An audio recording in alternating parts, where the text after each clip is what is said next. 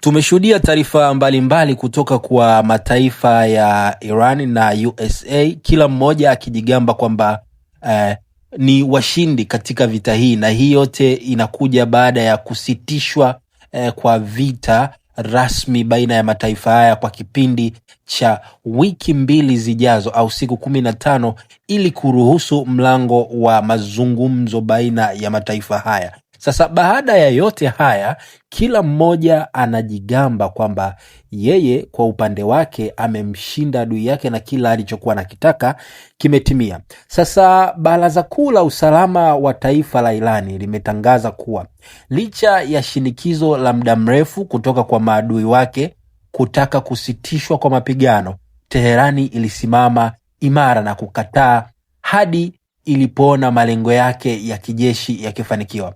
Katika taarifa hiyo, Irani imesema kuwa baada ya takribani siku 40 za vita imefanikiwa kwa kiasi kikubwa katika operesheni zake na imewaweka maadui katika hali inayodai kuwa ni ya udhaifu mkubwa.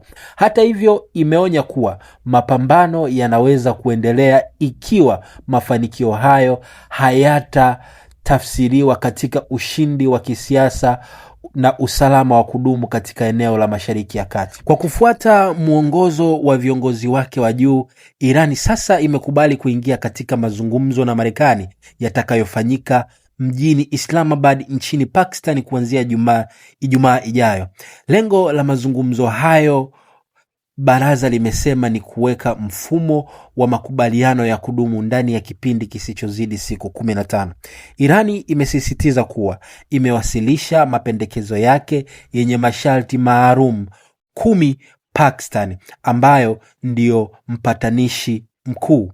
Kwa mujibu wa Teherani, upande wa Marekani umeonyesha utayari wa kuyatumia kama msingi wa majadiliano licha ya vitisho vya awali vilivyotolewa hadharani. Hata hivyo, Irani imeweka wazi kuwa mazungumzo hayo hayaashirii mwisho wa vita, badala yake ni sehemu ya mwendelezo wa mapambano kwa njia ya kisiasa.